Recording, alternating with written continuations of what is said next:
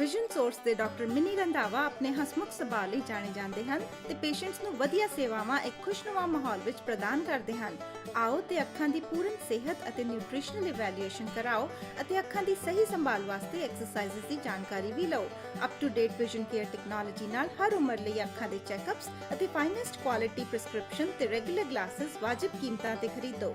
Vision Source 2625 east 49th avenue Vancouver 604 435 3931।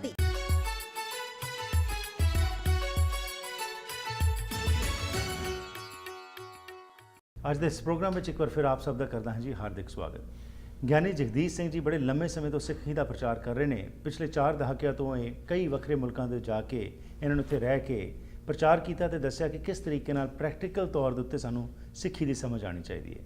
ਪਿਛਲੇ ਹਫ਼ਤੇ ਅਸੀਂ ਇੱਕ ਬਹੁਤ ਇੰਪੋਰਟੈਂਟ ਟੌਪਿਕ ਦੀ ਗੱਲ ਕੀਤੀ ਸੀ ਕਿ ਅੱਜ ਸਾਡੇ ਵਿੱਚ ਕਿਹੜੀਆਂ ਕਮੀਆਂ ਨੇ ਜਿਸ ਕਾਰਨ ਅਸੀਂ ਕਮਜ਼ੋਰੀਆਂ ਦੇ ਵਿੱਚ ਫਸਦੇ ਜਾ ਰਹੇ ਹਾਂ ਤੇ ਕਿਸ ਤਰ੍ਹਾਂ ਅਸੀਂ ਉਹਨਾਂ ਚੋਂ ਬਾਹਰ ਨਿਕਲਣਾ ਹੈਗਾ।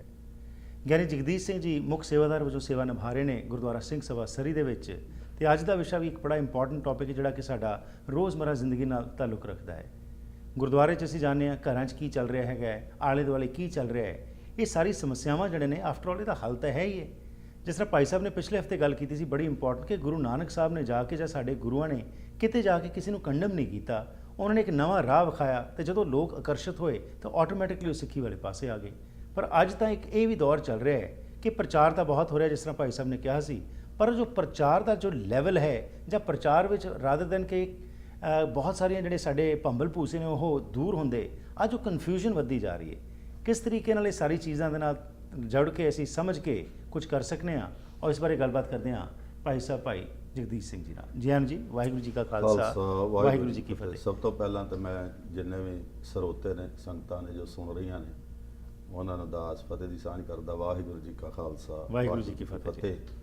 ਸੋ ਭਾਈ ਸਾਹਿਬ ਨੇ ਜਿਵੇਂ ਗੱਲ ਕੀਤੀ ਆ ਪਿਛਲੇ ਹਫ਼ਤੇ ਦੀ ਕਿ ਅਸੀਂ ਇਹ ਗੱਲ ਸ਼ੁਰੂ ਕੀਤੀ ਸੀ ਕਿ ਪ੍ਰਚਾਰ ਜਿਹੜਾ ਉਹ ਘਰ ਤੋਂ ਸ਼ੁਰੂ ਹੁੰਦਾ, ਸਿੱਖੀ ਨੇ ਘਰ ਤੋਂ ਸ਼ੁਰੂ ਹੋਣਾ, ਠੀਕ, ਤੇ ਗੁਰਦੁਆਰਾ ਸਾਹਿਬ ਜਾ ਕੇ ਇਹਨੇ ਪ੍ਰਫੁੱਲਤ ਹੋਣਾ, ਠੀਕ। ਜਿਵੇਂ ਉਦਾਹਰਨ ਦੇ ਤੌਰ ਤੇ ਮੈਂ ਦੇਵਾਂ ਕਿ ਕਿਸਾਨ ਕਿਸਾਨੀ ਕਰਦਾ ਜੀ ਤੇ ਖੇਤ ਨੂੰ ਵਾਹੁੰਦਾ ਬੀਜ ਤੇ ਘਰੋਂ ਲੈ ਕੇ ਜਾਂਦਾ, ਬਿਲਕੁਲ, ਕਿਉਂਕਿ ਬੀਜ ਘਰੋਂ ਲੈ ਕੇ ਜਾਂਦਾ ਤੇ ਜਿਹੋ ਜਿਹਾ ਬੀਜ ਉਹ ਘਰੋਂ ਲੈ ਕੇ ਜਾਏਗਾ ਨਾ ਉਹੋ ਜਿਹੀ ਉਹਨੂੰ ਫਸਲ ਮਿਲਣੀ ਹੈ, ਠੀਕ। ਫਰਜ਼ ਕੀਤਾ ਉਹ ਘਰੋਂ ਬੀਜਣਾ ਕੁਝ ਹੋਰ ਚਾਹੁੰਦਾ, ਵੈਸੇ ਮਾਲਕ ਨੇ ਬਾਣੀ 'ਚ ਵੀ ਲੋੜੇ ਦਾਗ ਬਜੂਰੀਆਂ ਮੰਗੇ ਬੀਜੇ ਜੱਟ ਅੰਡੇ ਉਹਨ ਕਤਾਏ ਦਾ ਪਹਿੰਦਾ ਲੋੜੇ ਪੱਟ, ਠੀਕ। ਤੇ ਜੇ ਹੁਣ ਮਨੁੱਖ ਘਰ ਵਿੱਚ ਹੀ ਸੋਚ ਸਾਡੀ ਨਹੀਂ ਕਿ ਅਸੀਂ ਗੁਰਦੁਆਰਾ ਸਾਹਿਬ ਜਾ ਰਹੇ ਹਾਂ ਤੇ ਗੁਰਦੁਆਰਾ ਸਾਹਿਬ ਜਾ ਕੇ ਸਾਡਾ ਫਰਜ਼ ਕੀ ਹੈ ਜੀ, ਅਸੀਂ ਕੀ ਕਰਨਾ ਗੁਰਦੁਆਰਾ ਸਾਹਿਬ ਦੇ ਵਿੱਚ ਅਸੀਂ ਜਾ ਰਹੇ ਹਾਂ ਤੇ ਕਿਸ ਵਾਸਤੇ ਜਾ ਰਹੇ ਹਾਂ, ਰਾਈਟ। ਮੈਨੂੰ ਖਿਮਾ ਕਰਨਾ, ਵੈਸੇ ਮੈਂ ਇੱਥੇ ਪਹਿਲੋਂ ਬੇਨਤੀ ਕਰ ਦੇਵਾਂ ਕਿ ਅਸੀਂ ਗੁਰਦੁਆਰਾ ਸਾਹਿਬ ਦੇ ਵਿੱਚ ਤੇ ਆਮ ਜਿਹੜੀ ਬੈਂਕਟ ਹਾਲ ਬਣੇ ਨੇ ਇਹਨਾਂ ਵਿੱਚ ਬਹੁਤਾ ਅੰਤਰ ਸਾਡੀ ਸੋਚ ਵਿੱਚ ਨਹੀਂ ਹੈਗਾ,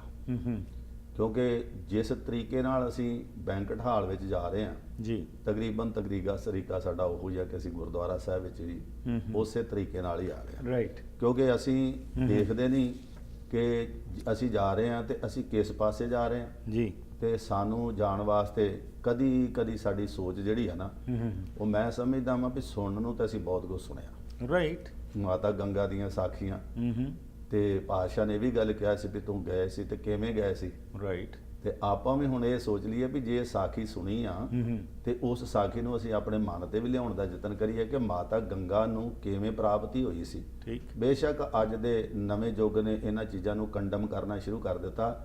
ਮੈਂ ਕਈ ਵਾਰ ਕਹਿੰਦਾ ਵੀ ਇਹ ਵੀ ਸਾਡੀ ਸੋਚ ਮਾੜੀ ਹੈ ਕਿ ਅਸੀਂ ਹਰ ਇੱਕ ਚੀਜ਼ ਦੀ ਸ਼ਰਧਾ ਜਿਹੜੀ ਹੈ ਨਾ ਉਹ ਤਕਰੀਬਨ ਬਹੁਤੇ ਕਈ ਵਾਰ ਪ੍ਰਚਾਰ 'ਚ ਅਸੀਂ ਤੋੜੀ ਜਾ ਰਹੇ ਹਾਂ। ਉਹ ਸ਼ਰਧਾ ਨੇ ਜਿਸ ਕਰਕੇ ਮਨੁੱਖ ਜਿਹੜਾ ਨਾ ਉਹ ਜੁੜਿਆ ਹੋਇਆ ਗੁਰਦੁਆਰਾ ਸਾਹਿਬ ਦੇ ਨਾਲ, ਠੀਕ। ਤੇ ਜੇ ਅਸੀਂ ਹਰ ਇੱਕ ਚੀਜ਼ ਦਾ ਬਿਲਕੁਲ ਹੀ ਖੰਡਣੀ ਕਰਨਾ ਸ਼ੁਰੂ ਕਰ ਦਿੱਤਾ ਕਿ ਇਹ ਇੰਜ ਨਹੀਂ ਸੀ ਇੰਜ ਹੋਇਆ ਤੇ ਫਿਰ ਜਿਹੜੀ ਸ਼ਰਧਾ ਵਾ ਨਾ ਉਹ ਥੋੜੀ ਜਿਹੀ ਟੁੱਟ ਜਾਂਦੀ ਹੈ, ਠੀਕ। ਸੋ ਮੈਂ ਬੇਨਤੀ ਕਰਨ ਲੱਗਾ ਸੀ ਵੀ ਸਭ ਤੋਂ ਪਹਿਲਾਂ ਤੇ ਸਾਨੂੰ ਇਹ ਫਰਕ ਹੋਣਾ ਚਾਹੀਦਾ ਵੀ ਅਸੀਂ ਜਾ ਰਹੇ ਹਾਂ ਗੁਰਦੁਆਰੇ, ਗੁਰੂ ਦੇ ਦੁਆਰੇ, ਗੁਰੂ ਘਰ ਵਿੱਚ ਜਿੱਥੇ ਅਸੀਂ ਮਹਾਰਾਜ ਦੇ ਜਾ ਕੇ ਦਰਸ਼ਨ ਕਰਨੇ ਨੇ, ਗੁਰੂ ਦੀ ਸੰਗਤ ਵਿੱਚ ਜਾ ਕੇ ਬਹਿਣਾ, ਗੁਰੂ ਦਾ ਉਪਦੇਸ਼ ਸੁਣਨਾ। ਤੇ ਆਪਾਂ ਸਭ ਤੋਂ ਪਹਿਲਾਂ ਤੇ ਇਸ ਗੱਲ ਦਾ ਵੀ ਆਪਣਾ ਨਿਰਣਾ ਕਰੀਏ ਘਰਾਂ ਵਿੱਚ ਬਹਿ ਕੇ ਕਿ ਅਸੀਂ ਜਾਣਾ ਹੁਣ ਗੁਰਦੁਆਰਾ ਸਾਹਿਬ ਜੀ, ਤੇ ਗੁਰਦੁਆਰਾ ਸਾਹਿਬ ਦੇ ਵਿੱਚ ਅਸੀਂ ਆਪਣੇ ਬੱਚਿਆਂ ਨੂੰ ਲੈ ਕੇ ਜਾਣਾ ਤੇ ਉਹ ਬੱਚਿਆਂ ਦਾ ਪਹਿਰਾਵਾ ਕੀ ਹੋਣਾ ਚਾਹੀਦਾ, ਠੀਕ ਹੈ। ਉਹ ਬੱਚਿਆਂ ਕਿਸ ਤਰੀਕੇ ਨਾਲ ਬੱਚੇ ਗੁਰਦੁਆਰਾ ਸਾਹਿਬ ਜਾ ਰਹੇ ਆ ਤੇ ਜੇ ਆਪਣਾ ਘਰ ਦੇ ਵਿੱਚ ਇਹ ਗੱਲ ਸੋਚਣੀ ਹੈਗੀ ਕਿ ਆਪਾਂ ਜੋ ਅਸੀਂ ਬੈਂਕਟ ਹਾਲ ਦੇ ਵਿੱਚ ਜਿਵੇਂ ਜਾ ਰਹੇ ਹਾਂ ਤੇ ਉਸੇ ਤਰ੍ਹਾਂ ਹੀ ਅਸੀਂ ਜੇ ਗੁਰਦੁਆਰੇ ਜਾ ਰਹੇ ਹਾਂ ਤੇ ਫਿਰ ਗੁਰਦੁਆਰੇ ਦੇ ਵਿੱਚ ਜਾ ਕੇ ਤੇ ਗੁਰਮੁਖ ਪਿਆਰਿਓ ਇਹ ਸਾਡੀ ਮੱਤ ਜਿਹੜੀ ਆ ਨਾ ਉਹ ਹੋ ਸਕਦਾ ਕਿ ਕੋਈ ਸਾਡੇ ਪਹਿਰਾਵੇ ਇਹੋ ਜਿਹੇ ਹੋਣ ਜੀ। ਜਿਹਦੇ ਨਾਲ ਸਾਡੀ ਮੱਤ ਭਟਕਦੀ ਹੋਵੇ। ਠੀਕ। ਤਾਂ ਮੈਂ ਬੇਨਤੀ ਕਰਾਂ ਸਭ ਤੋਂ ਪਹਿਲਾਂ ਤੇ ਜੇ ਅਸੀਂ ਆਪਣੇ ਆਪ ਨੂੰ ਆਪਾਂ ਧਾਰਮਿਕ ਤੌਰ ਤੇ ਇਸ ਚੀਜ਼ ਨੂੰ ਆਪਾਂ ਠੀਕ ਕਰਨਾ ਤੇ ਸਭ ਤੋਂ ਪਹਿਲਾਂ ਤੇ ਅਸੀਂ ਆਪਣੇ ਅੰਦਰ ਝਾਤੀ ਮਾਰੀਏ ਠੀਕ। ਕਿ ਆਪਾਂ ਸਾਡਾ ਫਰਜ਼ ਕੀ ਹੈ। ਰਾਈਟ, ਉਹ ਘਰਾਂ ਦੇ ਮਾਹੌਲ ਦਾ ਜਿਹੜਾ ਤੁਸੀਂ ਜ਼ਿਕਰ ਕੀਤਾ ਭਾਈ ਸਾਹਿਬ ਕਿ ਘਰਾਂ ਦੇ ਮਾਹੌਲ ਦੇ ਵਿੱਚ ਵੀ ਇੱਕ ਤਬਦੀਲੀ ਆ ਗਈ। ਘਰ ਦੇ ਤੁਸੀਂ ਜਾਣਦੇ ਵੀ ਹੋ, ਘਰਾਂ 'ਚ ਵੀ ਤੁਸੀਂ ਜਾਣਦੇ ਹੈਗੇ ਹੋ, ਤੁਸੀਂ ਕੀ ਵੇਖ ਰਹੇ ਹੋ ਕਿ ਉਹ ਘਰ ਦਾ ਮਾਹੌਲ ਜਿਹੜਾ ਜਿਸ ਦੇ ਵਿੱਚ ਕਿ ਕੁਝ ਖਰਾਬੀ ਨਜ਼ਰ ਆ ਰਹੀ, ਉਹਨੂੰ ਪਹਿਲਾਂ ਤਾਂ ਕਿਵੇਂ ਠੀਕ ਕੀਤਾ ਜਾਏ? ਜਿਸ ਤਰ੍ਹਾਂ ਤੁਸੀਂ ਕਿਹਾ ਕਿ ਘਰੋਂ ਹੀ ਗੱਲ ਸ਼ੁਰੂ ਹੋਣੀ ਹੈ, ਤੁਹਾਡੇ ਤੋਂ ਹੀ ਗੱਲ ਸ਼ੁਰੂ ਹੋਣੀ, ਸੋ ਕਿੱਥੇ ਤੁਸੀਂ ਕਮੀ ਪਾ ਰਹੇ ਹੋ ਜਿੱਥੇ ਕੁਝ ਕਰਨ ਦੀ ਲੋੜ ਹੈ? ਦੇਖੋ ਕਮੀਆਂ ਬਹੁਤ ਨੇ ਜੀ। ਪਹਿਲਾਂ ਤੇ ਸਭ ਤੋਂ ਪਹਿਲੀ ਗੱਲ ਇਹ ਆ ਵੀ ਅਸੀਂ ਘਰਾਂ ਦੇ ਵਿੱਚ ਸ਼ਰਧਾ ਭਾਵਨਾ ਤੇ ਪਿਆਰ ਦੇ ਨਾਲ ਪ੍ਰੋਗਰਾਮ ਹੁੰਦੇ ਨੇ। ਠੀਕ ਹੈ। ਤੇ ਦਾਸ ਨੇ ਵੈਸੇ ਕਈ ਵਾਰ ਬੇਨਤੀ ਵੀ ਕੀਤੀ ਆ ਕਿ ਉਹ ਸਿਰਫ ਜਿਹੜਾ ਪ੍ਰੋਗਰਾਮ ਹੁੰਦਾ ਵਾ ਉਹ ਆਪਾਂ ਇੱਕ ਸੋਸ਼ਲਾਈਜ਼ ਬਣਾ ਲਿਆ, ਠੀਕ। ਇੱਕ ਇਕੱਠ ਬਣਾ ਲਿਆ।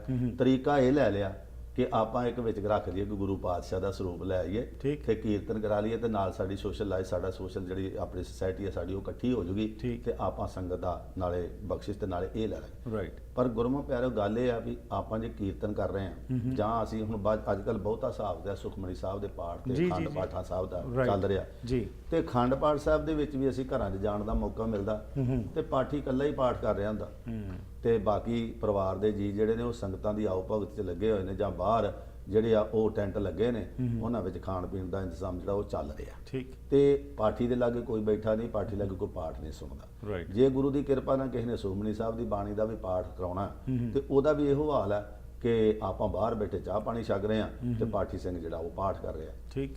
ਇਹ ਜੇ ਸਾਰਾ ਕੁਝ ਆ ਗੁਰਮੁਖ ਪਿਆਰਿਓ, ਜੇ ਹੁਣ ਫਰਜ਼ ਕੀਤਾ ਅਸੀਂ ਖੰਡ ਪਾਠ ਕਰਾਇਆ ਜਾਂ ਪਾਠ ਕਰਾਇਆ ਤੇ ਉਹ ਕਰਾਇਆ ਕਾਹਦੇ ਲਈ?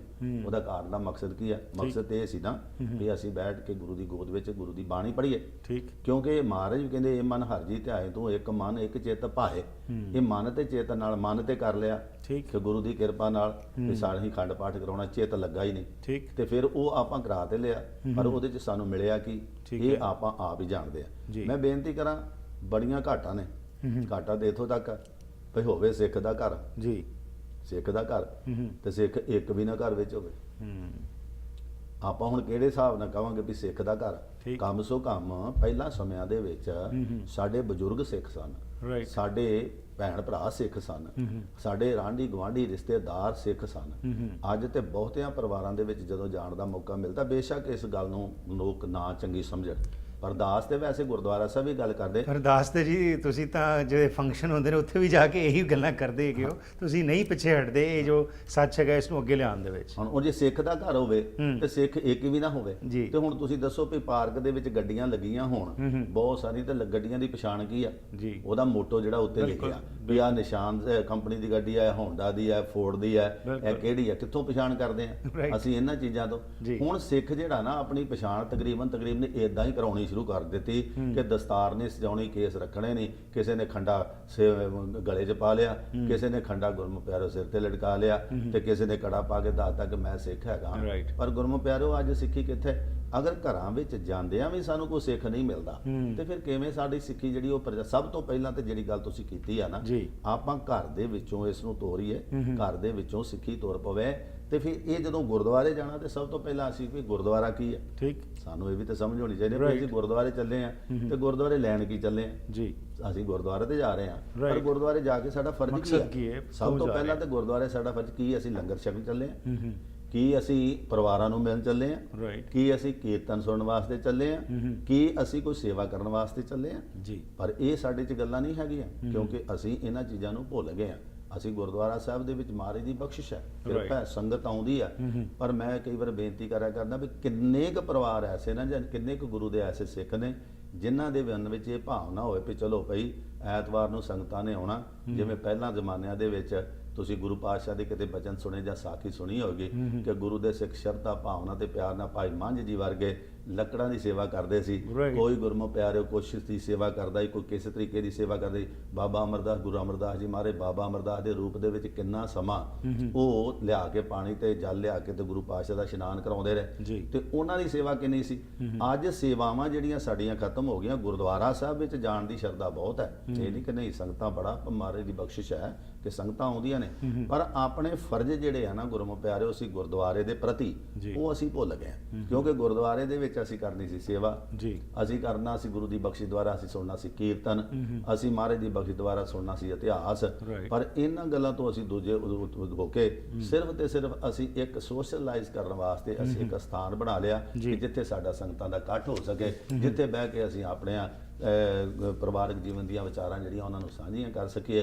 ਤੇ ਕਾਰਨ ਕੀ ਆ, ਹੁਣ ਕਦੀ ਵੀ ਦੇਖੋ ਗੁਰਦੁਆਰੇ ਦੇ ਵਿੱਚ ਸੰਗਤਾਂ ਜਿਨ੍ਹਾਂ ਪਰਿਵਾਰਾਂ ਨੇ ਪ੍ਰੋਗਰਾਮ ਬਣਾਇਆ, ਰਾਈਟ ਸਭ ਤੋਂ ਪਹਿਲਾਂ ਤੇ ਅੱਜ ਇਹ ਸਾਡੇ ਵਿੱਚ ਬਹੁਤ ਸਾਰੀ ਮੁਸ਼ਕਲ ਆ ਗਈ ਆ। ਜੀ ਮੁਸ਼ਕਲ ਇਹ ਕਿ ਗੁਰਦੁਆਰਾ ਸਿਰਫ ਅਸੀਂ ਸਮਝ ਰੱਖ ਦਿੱਤਾ ਕਿ ਇਹ ਪ੍ਰਬੰਧਕ ਸੇਵਾਦਾਰਾਂ ਤੇ ਪ੍ਰਚਾਰਕ ਸ਼੍ਰੇਣੀ ਵਾਸਤੇ ਆ ਵੀ ਇਹੋ ਹੀ ਲੰਗਰ ਬਣਾਉਣ, Right. ਇਹੋ ਹੀ ਸੇਵਾ ਕਰਨ, ਤੇ ਜੋ ਮਾਇਆ ਚਾਹੀਦੀ ਅਸੀਂ ਉਹ ਅਸੀਂ ਦੇ ਦੇਵਾਂਗੇ ਦਈਏ ਤੇ ਉਸ ਤੋਂ ਉਹਦੇ ਕੰਮ। ਨਾਲ ਸਾਡੀ ਗੁਰੂ ਦੀ ਬਖਸ਼ਿਸ਼ ਰਾਈਟ ਹੋ ਵਿਨ ਜਾਵੇ। ਸੇਵਾ ਦੀ ਬੜੀ ਮਹੱਤਤਾ ਹੈ ਜੀ ਸਿੱਖੀ, ਜਿਸ ਤਰ੍ਹਾਂ ਤੁਸੀਂ ਦੱਸਿਆ ਇਤਿਹਾਸਕ ਪੱਖ ਤੋਂ ਅਸੀਂ ਦੇਖਦੇ ਹਾਂ ਕਿ ਗੁਰੂਆਂ ਦੇ ਸਮੇਂ ਤੋਂ ਇਹ ਸੇਵਾ ਸਾਡੇ 'ਚ ਪ੍ਰਪੱਕ ਹੋਈ ਕਰਦੇ ਆਏ, ਲੇਕਿਨ ਅੱਜ ਜਿਹੜੀ ਇਹ ਵੀ ਇੱਕ ਘਾਟ ਕਿ ਬਈ ਮਾਇਆ ਨਾਲ ਇਹ ਸੇਵਾ ਪੂਰੀ ਹੋ ਜਾਏਗੀ, ਇਹਦੇ ਬਾਰੇ ਤੁਸੀਂ ਕਿਉਂਕਿ ਗੁਰਦੁਆਰਾ ਸਾਹਿਬ ਵਿੱਚ ਦੇਖਦੇ ਹੋ ਹਰ ਰੋਜ਼ ਕੀ ਕੁਝ ਚੱਲਦਾ ਹੈ, ਇਹਦੇ ਬਾਰੇ ਤੁਹਾਡੇ ਤੋਂ ਜਾਣਕਾਰੀ ਲੈਣੀ ਇਸ ਛੋਟੀ ਜਿਹੀ ਬ੍ਰੇਕ ਤੋਂ ਬਾਅਦ ਕਿ ਕਿਵੇਂ ਇਹ ਸੋਚ ਵਿੱਚ ਵੀ ਪਰਿਵਰਤਨ ਆਵੇ ਕਿ ਸੇਵਾ ਦਾ ਮਤਲਬ ਇਹ ਨਹੀਂ ਕਿ ਸਿਰਫ ਮਾਇਆ ਦੇ ਦਿੱਤੀ, ਕਿਸ ਤਰ੍ਹਾਂ ਅਸੀਂ ਵੀ ਉੱਥੇ ਜਾ ਕੇ ਜੇਕਰ ਵਾਕਿਆ 'ਚ ਅਸੀਂ ਲੰਗਰ ਦੇ ਵਿੱਚ ਆਪਣਾ ਸਮਾਂ ਕੱਢ ਕੇ ਉੱਥੇ ਸੇਵਾ ਕਰੀਏ ਤਾਂ ਉਹੀ ਅਸਲ ਵਿੱਚ ਸੇਵਾ ਹੋਏਗੀ, ਨਾ ਕਿ ਸਿਰਫ ਕੁਝ ਡਾਲਰਸ ਫੜਾਤੇ ਗ੍ਰੰਥੀ ਸਾਹਿਬ ਨੂੰ ਕਿ ਲਓ ਜੀ ਸਾਡਾ ਕੰਮ ਹੋ ਗਿਆ। ਇਸ ਬਾਰੇ ਚਰਚਾ ਕਰਨੀ ਜੀ ਇਸ ਛੋਟੀ ਜਿਹੀ ਬ੍ਰੇਕ ਤੋਂ ਬਾਅਦ।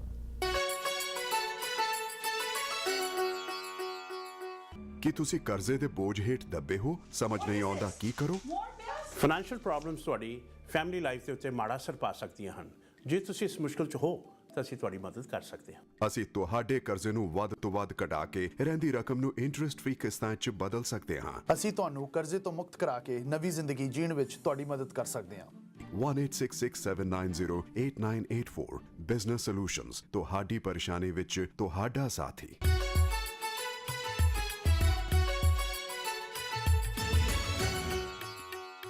ਸੋ ਸਵਾਗਤ ਹੈ ਜੀ ਇੱਕ ਵਾਰ ਫਿਰ ਆਪ ਸਭ ਦਾ। ਗਿਆਨੀ ਜਗਦੀਸ਼ ਸਿੰਘ ਜੀ ਸਾਡੇ ਨਾਲ ਸਾਂਝ ਪਾ ਰਹੇ ਨੇ ਤੇ ਖਰੀਆਂ ਗੱਲਾਂ ਜਿਹੜੀਆਂ ਕਰਦੇ ਨੇ, ਇਹੀ ਨਹੀਂ ਕਿ ਇੱਥੇ ਕਰ ਰਹੇ ਨੇ, ਹਮੇਸ਼ਾ ਹੀ ਜਦੋਂ ਵੀ ਇਹਨਾਂ ਨੂੰ ਸੁਣਨ ਦਾ ਮੌਕਾ ਮਿਲਿਆ ਗੁਰਦੁਆਰਾ ਸਾਹਿਬ ਵਿੱਚ ਜਾਂ ਕਿਸੇ ਵੀ ਸਥਾਨ ਦੇ ਉੱਤੇ ਕਿਸੇ ਦੇ ਗ੍ਰਹਿ ਵਿਖੇ ਵੀ, ਤਾਂ ਭਾਈ ਸਾਹਿਬ ਜੋ ਦੇਖਦੇ ਨੇ ਉਹੀ ਉਸ ਤੋਂ ਚੇਤਨ ਕਰਨ ਦੀ ਕੋਸ਼ਿਸ਼ ਕਰਦੇ ਨੇ। ਹਾਂ, ਅਸੀਂ ਚੇਤਨ ਹੋਣਾ ਜਾਂ ਨਹੀਂ ਇਹ ਸਾਡੇ ਤੇ ਡਿਪੈਂਡ ਕਰਦਾ ਹੈ, ਪਰ ਇਹ ਆਪਣਾ ਫਰਜ਼ ਜੋ ਹੈ ਪੂਰਾ ਨਿਭਾਉਂਦੇ ਨੇ। ਇਸੇ ਸੰਬੰਧ ਵਿੱਚ ਜੋ ਅੱਜ ਅਸੀਂ ਗੱਲਬਾਤ ਕਰ ਰਹੇ ਹਾਂ ਕਿ ਜੋ ਸਾਡੇ ਆਲੇ ਦੁਆਲੇ ਹੋ ਰਿਹਾ ਤੇ ਕਿਸ ਤਰੀਕੇ ਨਾਲ ਅਸੀਂ ਆਪਣਾ ਯੋਗਦਾਨ ਪਾ ਕੇ ਇਹ ਚੀਜ਼ਾਂ ਨੂੰ ਠੀਕ ਕਰੀਏ, ਕਿਉਂਕਿ ਆਫਟਰ ਆਲ ਅਸੀਂ ਸਿੱਖ ਹਾਂ, ਅਸੀਂ ਚਿੰਤਤ ਹਾਂ, ਪਰ ਅਸੀਂ ਚਾਹੁੰਦੇ ਹਾਂ ਕਿ ਇਹ ਲੋਕ ਜਿਹਨੇ ਉਹ ਕਰ ਲੈਣ, ਪਰ ਆਪਣੇ ਤੋਂ ਅਸੀਂ ਸ਼ੁਰੂਆਤ ਹੀ ਨਹੀਂ ਕਰਦੇ। ਪਰ ਇਹ ਚੀਜ਼ ਕੋਈ ਬਹੁਤ ਹੀ ਮੁਸ਼ਕਿਲ ਨਹੀਂ, ਕਿਉਂਕਿ ਅਸਲੀ ਅੰਦਰੋਂ ਸਾਡੇ 'ਚ ਭਾਵਨਾ ਹੈ, ਅਸੀਂ ਚਾਹੁੰਦੇ ਹਾਂ ਕਿ ਇਹ ਪਰਿਵਰਤਨ ਆਵੇ।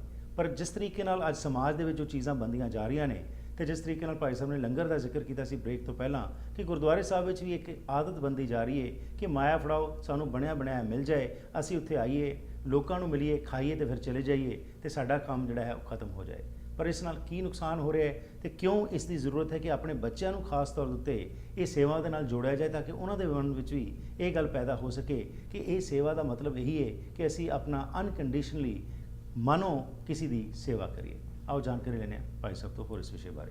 ਜੀ ਭਾਈ ਸਾਹਿਬ, ਸੋ ਗੁਰਦੁਆਰਿਆਂ ਵਿੱਚ ਜੋ ਇਸ ਸਮੇਂ ਚੱਲ ਰਿਹਾ ਹੈ ਤੇ ਲੰਗਰ ਦੇ ਸੰਬੰਧ ਵਿੱਚ ਜੋ ਗੱਲ ਚੱਲ ਰਹੀ ਹੈ ਉਹਦੇ ਬਾਰੇ ਥੋੜ੍ਹਾ ਦੱਸੋ। ਤੁਸੀਂ ਜੋ ਰੋਜ਼ ਦੇਖ ਰਹੇ ਹੋ ਕਿ ਕਿਉਂ ਜ਼ਰੂਰੀ ਤੁਸੀਂ ਸਮਝਦੇ ਹੋ ਕਿ ਆਪਣੇ ਬੱਚਿਆਂ ਨੂੰ ਖਾਸ ਤੌਰ ਉੱਤੇ ਇਹ ਸੇਵਾ ਦੇ ਵਿੱਚ ਜੋੜਿਆ ਜਾਵੇ? ਹਾਂਜੀ ਭਾਈ ਸਾਹਿਬ ਜੀ, ਤੁਸੀਂ ਜੋ ਵਿਚਾਰ ਸਾਡੇ ਨਾਲ ਸਾਂਝੇ ਕਰ ਰਹੇ ਜੀ, ਠੀਕ ਹੈ। ਲੰਗਰ ਦੇ ਬਾਰੇ ਮੈਂ ਬੇਨਤੀ ਕਰਾਂ ਕਿ ਸ਼ਰਧਾ ਆਪਣੀ ਜਿਹੜੀ ਲੰਗਰ ਦੀ ਆ ਬਹੁਤ ਹੈ, ਔਰ ਤਕਰੀਬਨ ਸਾਰੇ ਗੁਰੂ ਘਰਾਂ ਵਿੱਚ ਲੰਗਰ ਜਿਹੜੇ ਨੇ ਉਹ ਬਣਦੇ ਨੇ ਜੀ। ਲੇਕਿਨ ਲੰਗਰ ਦੇ ਪ੍ਰਤੀ ਜਿਸ ਪਰਿਵਾਰ ਦਾ ਲੰਗਰ ਹੈ ਉਹਦਾ ਵੀ ਕੋਈ ਫਰਜ਼ ਹੈ। ਇੱਕ ਸਿਰਫ ਫੋਨ ਕਰਕੇ ਲੰਗਰ ਬੁੱਕ ਕਰਕੇ ਤੇ ਸਾਰਾ ਆਪਣਾ ਲਿਖਾ ਦੇਣਾ ਵੀ ਲੰਗਰ ਅਸੀਂ ਆਹ ਬਣਾਉਣਾ, ਤੁਸੀਂ ਤਿਆਰ ਕਰ ਦਿਓ, ਤੇ ਸਾਡੇ ਵਾਸਤੇ ਕੋਈ ਸਮਾਂ ਨਹੀਂ ਹੈਗਾ। ਰਾਈਟ। ਪਰ ਇਹਦੇ ਵਿੱਚ ਸੇਵਾ ਕੀ ਹੋਈ ਸਾਡੀ? ਆਪਾਂ ਸਿਰਫ ਬੈਂਕਟ ਹਾਲ ਤੇ ਗੁਰੂਦੁਆਰੇ ਦੇ ਲੰਗਰ ਦੇ ਵਿੱਚ ਕੋਈ ਫਰਕ ਨਹੀਂ, ਕਿਉਂਕਿ ਉੱਥੇ ਵੀ ਮੈਂ ਵੇਖਿਆ ਬਹੁਤੇ ਸਾਰੇ ਪਰਿਵਾਰਾਂ 'ਚ ਜਦੋਂ ਮੈਂ ਦੇਖਦਾ ਕਿ ਲੰਗਰ ਕਰਦੇ ਨੇ ਜੀ, ਤੇ ਲੰਗਰਾਂ ਦੀ ਸੇਵਾ ਵਾਸਤੇ ਚਾਹੀਦਾ ਤੇ ਆ ਨਾ ਵੀ ਆਣ ਕੇ ਸਵੇਰ ਤੋਂ ਲੈ ਕੇ ਸ਼ਾਮ ਤੱਕ ਲੰਗਰ ਦੀ ਤਿਆਰੀ ਕਰਨ। ਸਾਡਾ ਫਰਜ਼ ਕੀ ਹੈ ਲੰਗਰ ਦਾ?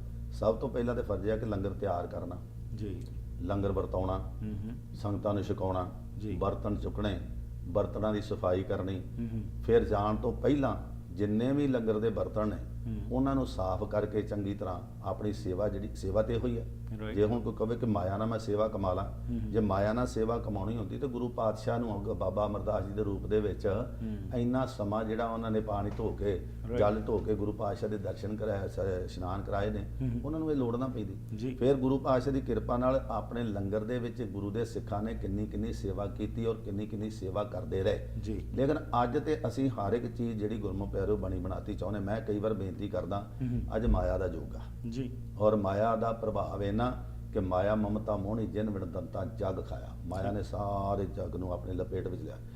ਅੱਜ ਮਾਇਆ ਨਾਲ ਸਭ ਕੁਝ ਹੋ ਰਿਹਾ। ਦੇਖੋ, ਜਿਸ ਮਨੁੱਖ ਕੋਲ ਧਰਮ ਨਹੀਂ ਨਾ ਜੀ, ਜੇ ਮਨੁੱਖ ਅੱਜ ਜਿਹੜਾ ਜਿਹਦੇ ਕੋਲ ਮਾਇਆ ਨਾ, ਉਹ ਕੀ ਕਰ ਰਿਹਾ? ਉਹ ਮਾਇਆ ਨਾਲ ਧਰਮ ਕਮਾਉਣਾ ਚਾਹੁੰਦਾ। ਜਿਵੇਂ ਅਸੀਂ ਖੰਡ ਪਾਠ ਕਰਾ ਲਈਏ, ਕੀਰਤਨ ਕਰਾ ਲਈਏ, ਸੁਖਮਨੀ ਸਾਹਿਬ ਦੇ ਪਾਠ ਕਰੇ, ਲੰਗਰ ਦੀ ਸੇਵਾ ਕਰਾ ਲਈਏ, ਮਾਇਆ ਨਾਲ ਧਰਮ ਦੀ ਕਮਾਈ ਕਰਨਾ ਚਾਹੁੰਦਾ ਕਿ ਮੈਂ ਧਰਮੀ ਬਣ ਜਾਵਾਂ ਮਾਇਆ ਨਾਲ ਜੀ। ਤੇ ਖਿਮਾ ਕਰਨਾ, ਜੇ ਮੇਰੇ ਵਰਗੇ ਕੋਲ ਮਹਾਰਾਜ ਦੀ ਕਿਰਪਾ ਨਾਲ ਕੋਈ ਧਰਮ ਦੀ ਚੀਜ਼ ਹੈਗੀ ਹੈ ਜਾਂ ਧਰਮ ਦੀ ਅੰਸ਼ ਹੈਗੀ ਜਾਂ ਅਸੀਂ ਪ੍ਰਚਾਰਕ ਤੌਰ ਤੇ ਬਣ ਗਏ, ਤੇ ਅੱਜ ਦੂਜੇ ਪਾਸੇ ਇਹ ਹੋ ਗਿਆ ਕਿ ਜਿਹਦੇ ਕੋਲ ਧਰਮ ਆ ਉਹ ਧਰਮ ਨੂੰ ਦੇ ਕੇ ਮਾਇਆ ਕਮਾਉਣੀ ਸ਼ੁਰੂ ਕਰ ਦਿੱਤੀ। ਗੱਲ ਤੇ ਦੋਵੇਂ ਚੱਲ ਰਹੀਆਂ। ਉਹ ਮਾਇਆ ਨਾਲ ਧਰਮ ਬਣਾ ਰਿਹਾ ਤੇ ਜਿਹੜਾ ਧਰਮੀ ਬੰਦਾ ਵਾ ਉਹ ਧਰਮ ਨੂੰ ਦੇ ਕੇ ਤੇ ਮਾਇਆ ਕਮਾ ਰਿਹਾ। ਗੱਲ ਤੇ ਮਾਇਆ ਦਾ, ਕਿਉਂਕਿ ਮਾਇਆ ਦਾ ਪਸਾਰਾ ਇੰਨਾ ਬਣ ਗਿਆ ਕਿ ਅਸੀਂ ਆਪਣੇ ਧਰਮ ਨੂੰ ਇੱਕ ਪਾਸੇ ਰੱਖ ਲਿਆ, ਆਪਣੀ ਸੇਵਾ ਨੂੰ ਵੀ ਇੱਕ ਪਾਸੇ ਰੱਖ ਲਿਆ।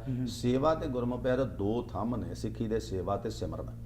ਜੇ ਸੇਵਾ ਹੈ ਤੇ ਸਿਮਰਨ ਨਹੀਂ ਤਾਂ ਵੀ ਸਿੱਖੀ ਪੂਰੀ ਨਹੀਂ, ਜੇ ਸਿਮਰਨ ਹੈ ਤੇ ਸੇਵਾ ਨਹੀਂ ਤਾਂ ਵੀ ਸਿੱਖੀ ਪੂਰੀ ਨਹੀਂ। ਆਪਾਂ ਪੁਰਾਤਨ ਇਤਿਹਾਸ ਨੂੰ ਜਦੋਂ ਸੁਣਦੇ ਆ, ਉਹਦੇ ਵਿੱਚ ਜੋ ਕੁਝ ਵੀ ਇਤਿਹਾਸ ਦੇ ਵਿੱਚ ਆਇਆ ਤੇ ਦੋਵੇਂ ਚੀਜ਼ਾਂ ਨਾਲ ਚੱਲਦੀਆਂ ਨੇ। ਕਿਉਂਕਿ ਜਿਨ੍ਹਾਂ ਨੇ ਸੇਵਾ ਕੀਤੀ ਉਹਨਾਂ ਸਿਮਰਨ ਵੀ ਬੜਾ ਸੀ ਤੇ ਜਿਨ੍ਹਾਂ ਸਿਮਰਨ ਕੀਤਾ ਉਹਨਾਂ ਦੀ ਸੇਵਾ ਵੀ ਬੜੀ ਸੀ।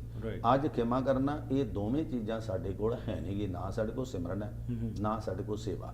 ਅਸੀਂ ਸਿਰਫ ਤੇ ਸਿਰਫ ਇੱਕ ਲੋਕਾਚਾਰੀ ਜਾਂ ਆਮ ਤੌਰ ਤੇ ਅਸੀਂ ਧਾਰਮਿਕ ਤੌਰ ਤੇ ਆਪਣੇ ਆਪ ਨੂੰ ਧਰਮੀ ਬਣਾਉਣ ਦੀ ਖਾਤਰ ਅਸੀਂ ਲੋਕਾਂ ਵਿੱਚ ਇਹ ਪ੍ਰਚਲਿਤ ਜ਼ਰੂਰ ਕਰਨਾ ਚਾਹੁੰਦੇ ਕਿ ਅਸੀਂ ਧਰਮ ਦੇ ਕੋਈ ਕਰਮ ਕੀਤੇ ਆ।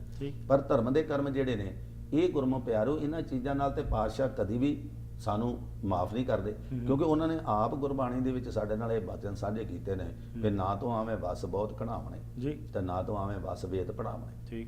ਇਹ ਹੁਣ ਬਸਿਆ ਕਿ ਘੜਾਉਂਦਾ ਵੀ ਬਹੁਤੀਆਂ ਚਲਾਕੀਆਂ ਨਾਲ ਵੀ, ਗੱਲਾਂ ਬਾਤਾਂ ਨਾਲ ਵੀ ਤੇ ਵੇਦਾਂ ਸ਼ਾਸਤਰਾਂ ਦੇ ਪੜਾਉਣ ਨਾਲ ਵੀ। ਨਾ ਤੋਂ ਆਵੇਂ ਵਸ ਤੀਰਥ ਨਹਾਈਏ, ਨਾ ਤੋਂ ਆਵੇਂ ਵਸ ਧਰਤੀ ਧਾਈਏ, ਤੇ ਨਾ ਤੋਂ ਆਵੇਂ ਵਸ ਕਿਤੇ ਸਿਆਣਪ ਹੈ, ਨਾ ਤੋਂ ਆਵੇਂ ਵਸ ਬਹੁਤਾ ਦਾਨ ਦੇ। ਹੁਣ ਇਹ ਗੱਲ ਗੁਰੂ ਨੇ ਕੀਤੀ ਆ ਵੀ ਦਾਨ ਕਿਹਨੂੰ ਦੇਣਾ? ਦਾਨ ਤੇ ਉਸੇ ਨੂੰ ਦਿੱਤਾ ਜਾ ਸਕਦਾ ਨਾ ਜਿਹੜਾ ਆਪਣੇ ਤੋਂ ਗਰੀਬ ਹੈ ਤੇ ਗਰੀਬ ਜਿਹਨੂੰ ਲੋੜ ਹੈ।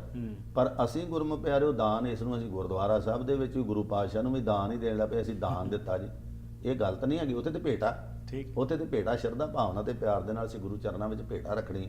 ਪਰ ਸਤਿਗੁਰ ਕਹਿੰਦੇ ਨਾ ਤੋਂ ਆਵੇਂ ਵਸ ਬਹੁਤਾ ਦਾਨ ਦੇ, ਸਭ ਕੋ ਤੇਰੇ ਵਸ ਅਗਮ ਗੋਚਰਾ, ਤੂੰ ਭਗਤਾਂ ਕੇ ਵਸ ਭਗਤਾਂ ਧਾਨ ਤੇਰਾ। ਭਗਤਾਂ ਨੇ ਪਰਮਾਤਮਾ, ਜਿਨ੍ਹਾਂ ਨੇ ਭਗਤੀ ਕੀਤੀ ਉਹਨਾਂ ਨੇ ਪਰਮਾਤਮਾ ਨੂੰ ਖੁਸ਼ ਕੀਤਾ। ਤੇ ਜੇ ਸਾਡੇ ਕੋਲ ਇਹ ਭਗਤੀ ਨਹੀਂ, ਸਾਡੇ ਕੋਲ ਸੇਵਾ ਨਹੀਂ, ਸਾਡੇ ਕੋਲ ਸਿਮਰਨ ਨਹੀਂ, ਤੇ ਅਸੀਂ ਗੁਰਮੁਖ ਪਿਆਰਿਓ ਧਾਰਮਿਕ ਤੌਰ ਤੇ ਜਿੰਨੇ ਵੀ ਅਸੀਂ ਕਰਮਕਾਂਡ ਕਰੀ ਜਾਂਦੇ ਆ, ਇਹਨਾਂ ਕਰਮਕਾਂਡਾਂ ਵਿੱਚ ਜਾਂ ਤਾਂ ਹੋਵੇ ਸੇਵਾ। ਜੇ ਬੰਦਾ ਮਨੁੱਖ ਨਹੀਂ ਬਾਣੀ ਪੜਦਾ, ਨਾਮ ਨਹੀਂ ਜਪਦਾ, ਸਿਮਰਨ ਨਹੀਂ ਕਰਦਾ, ਬੰਦਗੀ ਨਹੀਂ ਕਰਦਾ, ਤੇ ਕਮ ਸੋ ਕਮ ਜਿਹੜਾ ਗੁਰਦੁਆਰਾ ਸਾਹਿਬ ਦੇ ਵਿੱਚ ਪ੍ਰੋਗਰਾਮ ਬਣਾਇਆ ਉਹਦੇ ਵਿੱਚ ਸਾਡਾ ਫਰਜ਼ ਤੇ ਇਹ ਬਣਦਾ ਨਾ ਵੀ ਅਸੀਂ ਸੇਵਾ ਕਰੀਏ। ਤੇ ਜੇ ਹੁਣ ਸਾਡੇ ਕੋਲ ਸੇਵਾ ਵੀ ਨਹੀਂ, ਅਸੀਂ ਕਹਿੰਦੇ ਸਭ ਕੁਝ ਹੀ ਸਾਨੂੰ ਗੁਰਦੁਆਰਾ ਦੇ ਵਿੱਚ ਤਿਆਰ ਮਿਲੇ, ਅੱਜ ਖਿਮਾ ਕਰਨਾ। ਔਰ ਗੁਰਦੁਆਰਿਆਂ ਸਾਹਿਬ ਦੇ ਵਿੱਚ ਸਿਰਫ ਆਪਣੇ ਗੁਰਦੁਆਰਿਆਂ ਦੇ ਕੰਪੀਟੀਸ਼ਨ ਚੱਲ ਪਏ ਨੇ। ਮੈਂ ਤੁਹਾਨੂੰ ਦੱਸਾਂ, ਬੇਨਤੀ ਕਰਾਂ, ਬੇਸ਼ੱਕ ਮੇਰੀ ਗੱਲ ਦਾ ਕਿਸੇ ਨੂੰ ਗੁੱਸਾ ਲੱਗੇ, ਕਿਉਂਕਿ ਇਹ ਸਾਡਾ ਇੱਕ ਸਿਧਾਂਤ ਤਾਂ ਹੋ ਨਹੀਂ ਸਕਿਆ। ਇੱਕ ਸਿਧਾਂਤ ਨਹੀਂ। ਪ੍ਰਚਾਰ ਦੀ ਤੁਸੀਂ ਗੱਲ ਕੀਤੀ ਸੀ ਕਿ ਪ੍ਰਚਾਰ ਵੀ ਸਾਡਾ ਇੱਕ ਨਹੀਂ, ਕਿਉਂਕਿ ਅੱਜ ਅਸੀਂ ਕਰਦੇ ਹਾਂ ਕੋਈ ਗੁਰਮਤਿ ਦੇ ਸਿਧਾਂਤ ਦੇ ਮੁਤਾਬਕ ਮਰਿਆਦਾ ਮੁਤਾਬਕ ਗੱਲ ਵੀ ਇਹ ਕਰਮ ਜਿਹੜਾ ਨਹੀਂ ਹੋਣਾ ਚਾਹੀਦਾ। ਦੂਸਰੇ ਗੁਰਦੁਆਰੇ ਵਾਲੇ ਗੱਲ ਕਹਿੰਦੇ ਨੇ ਵੀ ਕੋਈ ਗੱਲ ਨਹੀਂ, ਤੁਸੀਂ ਛੱਡੋ ਉਹਨਾਂ ਨੂੰ, ਤੁਸੀਂ ਸਾਡੇ ਕਹੋ ਜਿਵੇਂ ਕਿਵੇਂ ਅਸੀਂ ਕਰ ਦੇਵਾਂਗੇ। ਅਸੀਂ ਇਹ ਸਿਧਾਂਤ ਜਿਹੜੇ ਨੇ ਤਕਰੀਬਨ ਹਰ ਇੱਕ ਗੁਰਦੁਆਰੇ ਦੇ ਵਿੱਚ ਕਹਿਣ ਨੂੰ ਤਾਂ ਅਸੀਂ 100 ਵਾਰਾਂ ਕਹੀਏ ਪ੍ਰਮਾਣ ਸਿੱਖ ਰਹਿਤ ਮਰਿਆਦਾ ਦੇ ਮੁਤਾਬਕ ਅਸੀਂ ਸਿੱਖ ਦੇ ਕਰਮ ਜਿਹੜੇ ਕਰਨੇ ਨੇ। ਪਰ ਖਿਮਾ ਕਰਨਾ, ਜਰਾ ਆਪੋ ਆਪਣੇ ਜਰਾ ਆਪਾਂ ਮਨਾ ਲ ਵੇਖੀਏ ਤੇ ਪ੍ਰਬੰਧਕ ਤੇ ਪ੍ਰਚਾਰਕ ਸ਼੍ਰੇਣੀ ਇਹ ਸੋਚਣ ਦਾ ਯਤਨ ਕਰੇ, ਕਿਉਂਕਿ ਪ੍ਰਬੰਧਕ ਤੇ ਪ੍ਰਚਾਰਕ ਸ਼੍ਰੇਣੀ ਤੇ ਬਹੁਤ ਨਿਰਭਰ ਕਰਦਾ। ਕਿਉਂਕਿ ਮੈਂ ਤੁਹਾਡੇ ਘਰ ਆਇਆ ਤੇ ਤੁਹਾਡੇ ਘਰ ਵਿੱਚ ਜਿਹੋ ਜਿਹਾ ਤੁਸੀਂ ਮੈਨੂੰ ਭੋਜਨ ਪਰੋਸ ਕੇ ਦੇ ਦੋਗੇ, ਮੈਂ ਛਕ ਲੈਣਾ। ਤੇ ਹੁਣ ਜੇ ਅਸੀਂ ਗੁਰਦੁਆਰਾ ਸਾਹਿਬ ਦੇ ਵਿੱਚ ਜਿਵੇਂ ਪ੍ਰਬੰਧਕ ਤੇ ਪ੍ਰਚਾਰਕ ਜਿਸ ਤਰੀਕੇ ਨਾਲ ਗੁਰਦੁਆਰੇ ਦੇ ਵਿੱਚ ਸੰਗਤਾਂ ਨੂੰ ਪ੍ਰਚਾਰ ਕਰ ਰਹੇ ਨੇ ਜਾਂ ਗੁਰਦੁਆਰੇ ਦੇ ਵਿੱਚ ਇਸ ਸਿਧਾਂਤ ਨੂੰ ਤੋੜ ਰਹੇ ਨੇ, ਸੰਗਤਾਂ ਨੇ ਤਾਂ ਉਹਨਾਂ ਨੂੰ ਪ੍ਰਵਾਨ ਕਰਨਾ। ਹੁਣ ਇੱਕ ਪਾਸੇ ਤੇ ਮਹਾਰਾਜ ਨੇ ਇਹ ਸਿਧਾਂਤ ਸਾਨੂੰ ਦੱਸਿਆ ਕਿ ਜਿੱਥੇ ਇੱਕ ਅਖੰਡ ਪਾਠ ਸਾਹਿਬ ਦੀ ਸੇਵਾ ਹੋਵੇ ਉੱਥੇ ਦੂਜਾ ਅਖੰਡ ਪਾਠ ਨਹੀਂ ਹੋ ਸਕਦਾ, ਉੱਥੇ ਕੀਰਤਨ ਨਹੀਂ ਹੋ ਸਕਦਾ। ਇਹ ਖਾਸ ਤੌਰ ਤੇ ਸਾਡੀ ਮਰਿਆਦਾ ਦੇ ਵਿੱਚ ਵੀ ਲਿਖਿਆ ਆ। ਤਾਂ ਹੁਣ ਇੱਕ ਗੁਰਦੁਆਰਾ ਸਾਹਿਬ ਤੇ ਇਸ ਦੇ ਉੱਤੇ ਪਹਿਰਾ ਦੇ ਰਿਹਾ। ਰਾਈਟ। ਤੇ ਦੂਸਰੇ ਗੁਰਦੁਆਰਾ ਸਾਹਿਬ ਦੇ ਵਿੱਚ ਉਹ ਕਹਿੰਦੇ ਕੋਈ ਗੱਲ ਨਹੀਂ, ਸਾਡਾ ਸਿਧਾਂਤ ਇਹ ਆ ਵੀ ਜਿੰਨੇ ਮਰਜ਼ੀ ਖੰਡ ਪਾਠ, ਹੁਣ ਖੰਡ ਪਾਠ ਦੀ ਕੋਈ ਨਹੀਂ, ਭਾਵੇਂ ਤੁਸੀਂ 100 ਕਰਾਓ, ਮੈਂ ਨਹੀਂ ਆਂਦਾ ਨਹੀਂ, ਲੇਕਿਨ ਗੁਰਮੁਖ ਪਿਆਰਿਓ ਜੇ 25 30 40 50 ਖੰਡ ਪਾਠ ਚੱਲ ਰਹੇ ਆ ਤੇ 25 30 40 50 ਖੰਡ ਪਾਠਾਂ ਦੇ ਸਾਹਮਣੇ 40 ਬੰਦੇ ਵੀ ਸੁਣਨ ਵਾਲੇ ਪ੍ਰਾਣੀ ਨਾ ਹੋਣ ਤੇ ਸੇਵਾਵਾਰ ਵੀ ਕੋਈ ਨਾ ਹੋ, ਤੇ ਆਪਾਂ ਪਾਠੀ ਜਿਹੜੇ ਪਾਠ ਸਿੰਘ ਕਰੀ ਜਾ ਰਹੇ ਨੇ ਤੇ ਅਖੀਰਲੇ ਜਾ ਕੇ ਅਸੀਂ ਭੋਗ ਪਾ ਦਿੱਤਾ, ਤੇ ਆਪਾਂ ਇਹ ਸੋਚੀਏ ਤੇ ਸੀ ਵੀ ਆਪਾਂ ਲੋਗਨ ਰਾਮ ਖਿਲੋਣਾ ਜਾਣਾ, ਅਸੀਂ ਗੁਰੂ ਮਹਾਰਾਜ ਨੂੰ ਵਰਤ ਰਹੇ ਆ। ਮੈਂ ਤੁਹਾਨੂੰ ਸੱਚ ਦੱਸਾਂ ਕਿ ਗੁਰੂ ਪਾਤਸ਼ਾਹ ਦੇ ਅਸੀਂ ਕੋਲੋਂ ਕੰਮ ਲੈ ਰਹੇ ਆ ਵੀ ਖੰਡ ਪਾਠ ਕਰਾ ਲਓ, ਸਹਿਜ ਪਾਠ ਕਰਾ ਲਓ, ਲੰਗਰ ਕਰਾ ਲਓ, ਠੀਕ ਹੈ, ਇਹ ਕਰਮ ਸਤਿਗੁਰ ਦੀ ਕਿਰਪਾ ਨਾਲ ਸਿੱਖ ਨੇ ਕਰਨੇ ਨੇ, ਪਰ ਸਿੱਖ ਵਾਸਤੇ ਕੁਝ ਸਿਧਾਂਤ ਵੀ ਸਤਿਗੁਰ ਨੇ ਬਖਸ਼ਿਸ਼ ਕੀਤੇ ਆ ਨਾ, ਵੀ ਸਿਧਾਂਤਾਂ ਤੇ ਵੀ ਚੱਲਣਾ। ਜਿੱਦੇ ਹੁਣ ਸਿਧਾਂਤਾਂ ਦੇ ਅਸੀਂ ਹੁਣ ਕੈਨੇਡਾ ਦੇ ਵਿੱਚ ਤੁਰੇ ਫਿਰਦੇ ਆ, ਅਗਰ ਸਾਡਾ ਕੋਈ ਰੂਲ ਰੈਗੂਲੇਸ਼ਨ ਨਾ ਹੋਵੇ ਅਸੀਂ ਕਿਸੇ ਪਾਸੇ ਕਾਮਯਾਬ ਨਹੀਂ ਹੋ ਸਕਦੇ। ਇਸ ਕਰਕੇ ਸਾਡਾ ਕੋਈ ਸਿਧਾਂਤ ਹੈ, ਜੇ ਸਿਧਾਂਤ ਨੂੰ ਅਸੀਂ ਆਪਣੇ ਨਾਲ ਲੈ ਕੇ ਤੋਰਨਾ, ਤੇ ਜੇ ਸਿਧਾਂਤ ਤੋਂ ਬਗੈਰ ਹੀ ਅਸੀਂ ਗੁਰਦੁਆਰੇ ਸਾਰੇ ਵੇਨੇ ਗੁਰਮੁਖ ਪਿਆਰੇ ਉਹਨਾਂ ਵਿੱਚ ਅਸੀਂ ਕਰਮ ਕਰੀ ਜਾਈਏ ਤੇ ਫਿਰ ਗੁਰਦੁਆਰਿਆਂ ਦੇ ਵਿੱਚ ਸਿੱਖੀ ਦਾ ਪ੍ਰਚਾਰ ਕਿਵੇਂ ਹੋ ਸਕਦਾ? ਕਿਉਂਕਿ ਸਾਡਾ ਪ੍ਰਚਾਰ ਦਾ ਢੰਗ ਵੀ ਬਦਲ ਗਿਆ, ਕਿਉਂਕਿ ਹਰ ਇੱਕ ਦੇ ਸਥਾਨ ਦਾ ਵੱਖਰਾ ਵੱਖਰਾ ਪ੍ਰਚਾਰ। ਕੋਈ ਤਾਂ ਕਹਿੰਦਾ ਭਈ ਇੱਥੇ ਧੂਪ ਨਹੀਂ ਜਗਾਉਣੀ, ਅਸੀਂ ਇੱਥੇ ਆ ਜੋਤ ਨਹੀਂ ਜਗਾਉਣੀ, ਅਸੀਂ ਜਲ ਨਹੀਂ ਰੱਖਣਾ। ਕੁਛ ਕਹਿੰਦੇ ਨੇ ਕੋਈ ਗੱਲ ਨਹੀਂ, ਤੁਸੀਂ ਆਓ, ਅਸੀਂ ਡੱਬੇ ਭਰੇ ਪਏ ਆ, ਜਿੰਨਾ ਮਰਜ਼ੀ ਤੁਸੀਂ ਲੈ ਜਾਓ। ਪਰ ਮਾਲਿਕ ਨੇ ਇਹ ਗੱਲ ਗੁਰਮੁਖ ਪਿਆਰਿਓ, ਜੇ ਇਦਾਂ ਅੰਮ੍ਰਿਤ ਤਿਆਰ ਹੋ ਜਾਂਦਾ ਹੁੰਦਾ ਤੇ ਗੁਰੂ ਪਾਤਸ਼ਾਹ ਨੂੰ ਇਹ ਪੰਜਾਂ ਸਿੰਘਾਂ ਦੇ ਸਿਰ ਲੈਣ ਦੀ ਲੋੜ ਵੀ ਕੀ ਸੀ? ਉਹ ਘੜੇ ਭੜ ਕੇ ਰੱਖ ਦਿੰਦੇ। ਸਤਿਗੁਰ ਨੇ ਸਭ ਤੋਂ ਪਹਿਲਾਂ ਤੇ ਅੰਮ੍ਰਿਤ ਸਾਡੇ ਵਾਸਤੇ ਬਾਣੀ ਨਾਲ ਕਿਹਾ ਕਿ ਅੰਮ੍ਰਿਤ ਨਾਮ ਨਿਦਾਨ ਹੈ, ਮਿਲ ਪੀਵੋ ਪਾਈ। ਇਹ ਵੈਸੇ ਖੰਡੇ ਬਾਟੇ ਦੀ ਪੌਲ ਹੈ ਜਿਹੜੀ ਗੁਰੂ ਪਾਤਸ਼ਾਹ ਨੇ ਪੰਜਾਂ ਪਿਆਰਿਆਂ ਦੇ ਨਾਲ ਸਾਨੂੰ ਤਿਆਰ ਕਰਕੇ ਤੇ ਸਾਨੂੰ ਛਕਾਈ ਆ, ਤੇ ਹਰ ਇੱਕ ਸਿੱਖ ਨੂੰ ਇਹ ਹੁਕਮ ਆ ਕਿ ਇਹਨੇ ਖੰਡੇ ਬਾਟੇ ਦੀ ਪੌਲ ਜਿਹੜੀ ਆ ਉਹ ਪ੍ਰਾਪਤ ਕਰਨੀ ਆ। ਅੰਮ੍ਰਿਤ ਜਿਹੜਾ ਹੈ ਉਹ ਨਾਮ ਹੀ ਹੈ, ਨਾਮ ਨੂੰ ਹੀ ਅਸੀਂ ਸਭ ਤੋਂ ਪਹਿਲਾਂ ਹਿਰਦੇ ਵਿੱਚ ਦ੍ਰਿੜ ਕਰਨਾ। ਜੇ ਸਾਡੇ ਅੰਦਰ ਹਿਰਦੇ ਵਿੱਚ ਨਾਮ ਦ੍ਰਿੜ ਹੋ ਗਿਆ, ਬਾਣੀ ਹੋ ਗਈ, ਤੇ ਬਾਣਾ ਆਪਣੇ ਆਪ ਹੀ ਹੋ ਗਿਆ।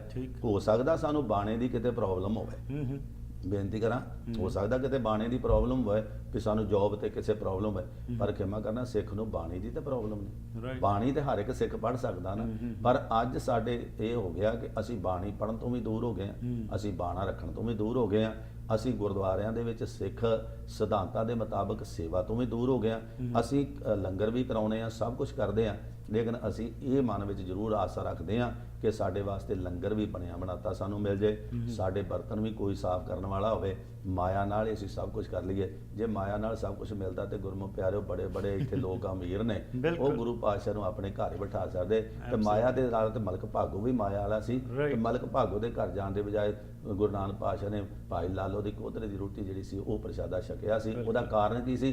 ਕਿ ਉਹਦੀ ਕਿਰਤ ਸੀ।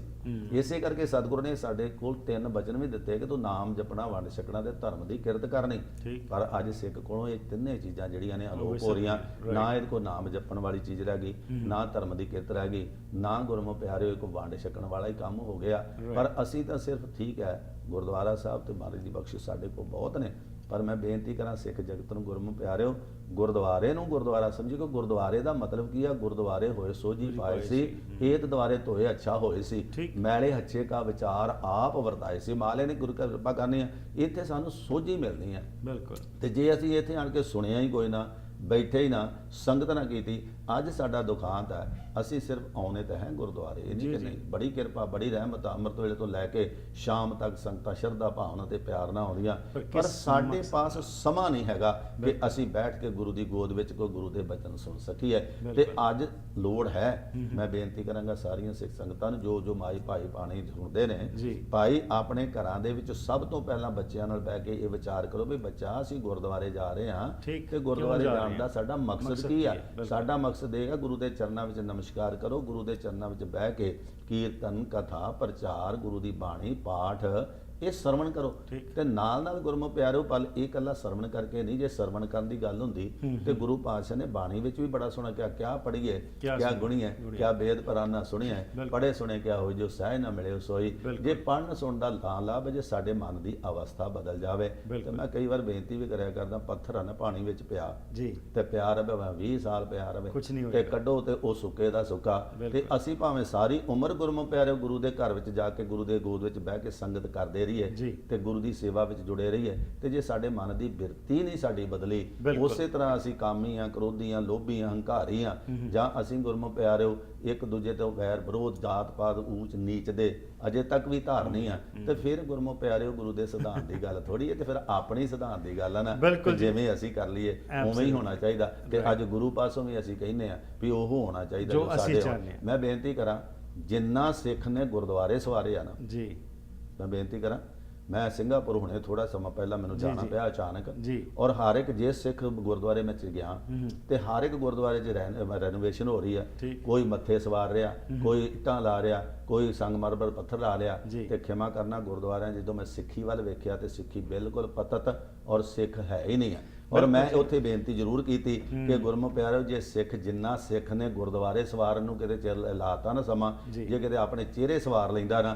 ਤੇ ਸ਼ਾਇਦ ਕਿਤੇ ਸਿੱਖ ਨੂੰ ਗੁਰਦੁਆਰਿਆਂ ਦੀ ਬਹੁਤੀ ਲੋੜ ਨਾ ਪੈਂਦੀ। Right. ਅੱਜ ਅਸੀਂ ਆਪਣੇ ਆਪ ਨੂੰ ਨਹੀਂ ਸਵਾਰ ਸਕੇ। Right. ਅਸੀਂ ਸਾਰਾ ਸਵਾਰਨ ਜਿਹੜਾ ਗੁਰਦੁਆਰਿਆਂ ਤੇ ਲਾਤਾ ਕਿ ਗੁਰਦੁਆਰੇ ਵੱਡੇ ਤੋਂ ਵੱਡੇ ਹੋਣੇ ਚਾਹੀਦੇ ਆ। ਇਹਦਾ ਰਿਜ਼ਲਟ ਭਾਵੇਂ ਕੁਝ ਵੀ ਹੋਵੇ, ਪਰ ਗੁਰਦੁਆਰੇ ਜ਼ਰੂਰ ਵੱਡੇ ਤੋਂ ਵੱਡੇ ਹੋਣੇ ਚਾਹੀਦੇ ਆ। ਇਹ ਗਰੁੱਪ ਜ਼ਰੂਰ ਹੈ ਕਿ ਗੁਰਦੁਆਰੇ ਵੱਡੇ ਬਣਾ ਲਏ, ਲੇਕਿਨ ਸਿੱਖੀ ਸਾਡੀ ਛੋਟੀ ਹੋ ਗਈ। ਚਰਚਾਂ ਛੋਟੀਆਂ ਨੇ ਤੇ ਸਾਰੀ ਉਮਰ ਦੇ ਵਿੱਚ ਸਾਰੀ ਦੁਨੀਆ 'ਚ। ਸੰਸਾਰ ਵਿੱਚ ਅਸਾਈ ਬਣਾਤੇ। ਗੇਮਾਂ ਕਰਨਾ, ਉਹ ਤੇ ਐਤਵਾਰ ਨੂੰ ਇੱਕ ਦਿਨ ਜਾਂਦੇ ਨੇ। ਅਸੀਂ ਤਾਂ ਰੋਜ਼ ਮਾਲਕ ਦੀ ਕਿਰਪਾ ਨਾਲ ਗੁਰੂ ਦੀ ਬਖਸ਼ਿਸ਼ ਬਿਲਕੁਲ ਪ੍ਰਾਪਤ ਜੀ। ਕਰਦੇ ਹਾਂ, ਬਿਲਕੁਲ। ਪਰ ਅਸੀਂ ਉਹ ਚੀਜ਼ ਪ੍ਰਾਪਤ ਨਹੀਂ ਕਰ ਸਕੇ ਜੋ ਉਹਨਾਂ ਨੇ ਪ੍ਰਾਪਤ ਕਰੀ। ਸਾਡੇ ਭਾਈ ਕਨ੍ਹਈਆ ਜੀ ਨੇ ਸੇਵਾ ਕਰਕੇ, ਰੈੱਡ ਕਰਾਸ ਕਰਕੇ ਸ਼ੁਰੂ ਕੀਤੀ ਸੀ, ਲੇਕਿਨ ਸੇਵਾ ਸਾਰਾ ਕੁਝ ਉਹ ਲੈ ਗਏ। ਅਸੀਂ ਤੇ ਆਪਣੀਆਂ ਸੰਗਤਾਂ ਦੀ ਸੇਵਾ ਕੀਤੀ ਆ। ਗੇਮਾਂ ਕਰਨਾ ਕਮਿਊਨਿਟੀ ਦੀ ਸੇਵਾ ਜਾਂ ਗਰੀਬ ਦੀ ਸੇਵਾ ਜਾਂ ਉਹਨਾਂ ਝੌਂਪੜੀਆਂ ਵਿੱਚ ਜਾ ਕੇ ਸਿੱਖ ਕਿੰਨੇ ਕੁ ਸੇਵਾ ਕਰਦੇ ਨੇ, ਤਾਂ ਆਪਾਂ ਆਪ ਹੀ ਦੇਖਣਾ। ਬਿਲਕੁਲ ਜੀ ਭਾਈ ਸਾਹਿਬ, ਤੁਸੀਂ ਬਹੁਤ ਸਾਰੇ ਪੁਆਇੰਟਸ ਨੂੰ ਟੱਚ ਕੀਤਾ ਹੈ, ਕਿਉਂਕਿ ਹਰ ਪੱਖ ਤੋਂ ਜਿਹੜਾ ਤੁਸੀਂ ਸੋਸ਼ਲ ਵੀ, ਗੁਰਦੁਆਰੇ ਦਾ ਵੀ, ਘਰ ਦਾ ਵੀ ਤੇ ਸਮਾਜਿਕ ਤੌਰ ਤੇ ਵੀ ਜੋ ਕੁਝ ਹੋ ਰਿਹਾ ਹੈ, ਬਹੁਤ ਧੰਨਵਾਦ। ਪਰ ਆਉਣ ਵਾਲੇ ਸਮੇਂ ਦੇ ਵਿੱਚ ਇਹਨਾਂ ਇੱਕ ਟੌਪਿਕਸ ਨੂੰ ਲੈ ਕੇ ਜ਼ਰੂਰ ਵਿਚਾਰ ਵਟਾਂਦਰਾ ਕਰਾਂਗੇ, ਕਿਉਂਕਿ ਤੁਹਾਡਾ ਐਕਸਪੀਰੀਅੰਸ ਹੈ, ਤੁਸੀਂ ਜੋ ਹਰ ਰੋਜ਼ ਦੇਖਦੇ ਹੋ, ਕਿਸ ਤਰੀਕੇ ਨਾਲ ਇਹ ਚਿੰਤਤ ਤੋਂ ਹੋ ਕੇ ਕਿਸ ਤਰ੍ਹਾਂ ਇਸ ਨੂੰ ਸੋਲੂਸ਼ਨ ਓਰੀਐਂਟਡ ਹੋ ਕੇ ਅਸੀਂ ਗੱਲ ਕਰਨੀ ਹੈ, ਤਾਂ ਕਿ ਸ਼ਾਇਦ ਕੋਈ ਸਾਨੂੰ ਕੁਝ ਮਿਲ ਜਾਵੇ ਜਿਸ ਨਾਲ ਕਿ ਅਸੀਂ ਉਸ ਸਿੱਖੀ ਤੇ ਜਿੱਤੇ ਸਾਨੂੰ ਇੰਨਾ ਮਾਣ ਹੈ ਉਸ ਨੂੰ ਅਸੀਂ ਬਰਕਰਾਰ ਰੱਖ ਸਕੀਏ, ਤੇ ਖਾਸ ਤੌਰ ਦੇ ਉੱਤੇ ਇਹ ਕੰਟੀਨਿਊਸ਼ਨ ਰਹਿ ਸਕੇ ਸਾਡੀ ਨਵੀਂ ਪੀੜ੍ਹੀ 'ਚ। ਤੁਹਾਡਾ ਬਹੁਤ ਬਹੁਤ ਧੰਨਵਾਦ। ਵਾਹਿਗੁਰੂ ਜੀ ਕਾ ਖਾਲਸਾ, ਵਾਹਿਗੁਰੂ ਜੀ ਕੀ ਫਤਿਹ। ਸੋ ਇਸ ਦੇ ਨਾਲ ਹੀ ਕਰਦੇ ਹਾਂ ਜੀ ਅੱਜ ਦੇ ਇਸ ਪ੍ਰੋਗਰਾਮ ਦੀ ਇੱਥੇ ਹੀ ਸਮਾਪਤੀ। ਫੀਡਬੈਕ ਜ਼ਰੂਰ ਦੇਣਾ 604 603 75 55 ਜਾਂ ਫਿਰ ਈਮੇਲ ਰਾਹੀਂ ਸੰਪਰਕ ਕਰ ਸਕਦੇ ਹੋ harpreetsingh@gmail.com। ਇਹ ਸਾਰੇ ਐਪੀਸੋਡਸ ਨੂੰ ਤੁਸੀਂ youtube.com/harpreetsingh show ਦੇ ਵਿੱਚ ਜਾ ਕੇ ਦੁਬਾਰਾ ਦੇਖ ਸਕਦੇ ਹੋ। ਧੰਨਵਾਦ ਹੈ ਜੀ ਆਪ ਸਭ ਦਾ। ਫਿਰ ਮੁਲਾਕਾਤ ਹੋਏਗੀ, ਤਦ ਤੱਕ ਗੁੱਡ ਬਾਏ।